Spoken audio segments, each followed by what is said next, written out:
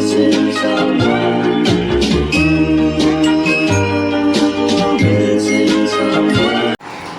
Friends, ഞങ്ങളുടെ പുതിയൊരു വീഡിയോയിലോട്ട് സ്വാഗതം.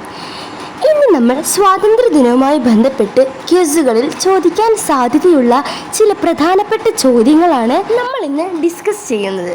അപ്പം നമുക്ക് ഒട്ടും വൈകിപ്പിക്കാതെ നേരെ ചോദ്യങ്ങളിലോട്ട് കടക്കാം.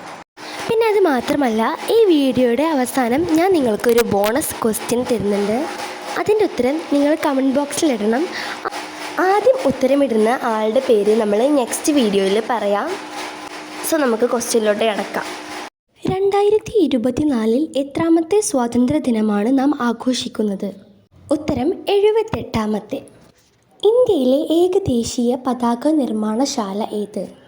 ഉത്തരം കർണാടകയിലെ ഹുബ്ലി. അടുത്ത ചോദ്യം, ഇന്ത്യൻ ദേശീയ പതാകയിലെ അശോക ചക്രത്തിലെ അരക്കാലുകളുടെ എണ്ണം എത്രയാണ്? ഉത്തരം 24.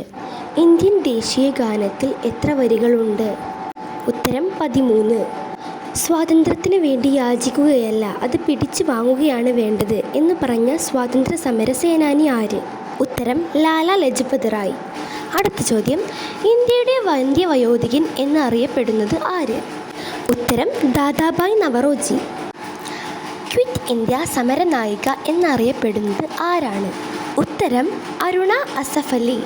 അടുത്ത ചോദ്യം, ഇന്ത്യ സ്വാതന്ത്ര്യം നേടുന്നു എന്ന കൃതി ആരുടേതാണ്? ഉത്തരം മൗലാന അബുൽ കലാം ആസാദ്. ഇന്ത്യൻ ദേശീയതയുടെ പിതാവ് എന്നറിയപ്പെടുന്നത് ആര്? ഉത്തരം ഇതാണ്, സുരേന്ദ്രനാഥ ബാനർജി.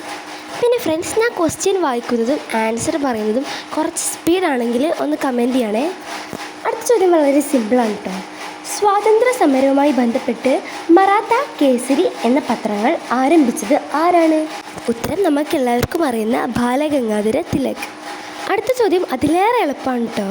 സ്വാതന്ത്ര്യ ദിനത്തിന് പ്രധാനമന്ത്രി പതാക ഉയർത്തുന്നത് എവിടെയാണ്? ഉത്തരം ചെങ്കോട്ട. ഇനി അടുത്ത ചോദ്യം നിങ്ങൾക്കുള്ളതാണ് കേട്ടോ. അതിൻ്റെ ഉത്തരം നിങ്ങൾ കമൻറ്റ് ബോക്സിൽ അറിയിക്കണേ. ജനഗണമന ആദ്യമായി ആലപിച്ച കോൺഗ്രസ് സമ്മേളനം ഏത്? ഇതിൻ്റെ ഉത്തരം നിങ്ങൾ കമൻറ്റ് ബോക്സിൽ അറിയിക്കുക. പിന്നെ ഞാൻ വീഡിയോയുടെ തുടക്കത്തിൽ പറഞ്ഞ പോലെ തന്നെ ആദ്യം ഉത്തരം അറിയിക്കുന്ന ആളുടെ പേര് നമ്മൾ അടുത്ത വീഡിയോയിൽ പറയുന്നതായിരിക്കും. അപ്പോൾ എല്ലാവർക്കും ഹാപ്പി ഇൻഡിപെൻഡൻസ് ഡേ.